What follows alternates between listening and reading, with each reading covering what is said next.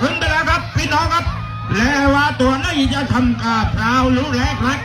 ขอคุ้มนำลงมา1 ลูกข้อมิงเอา1 ต่อ 1 1 ต่อ 2 1 ต่อ 2เอา2 ต่อ3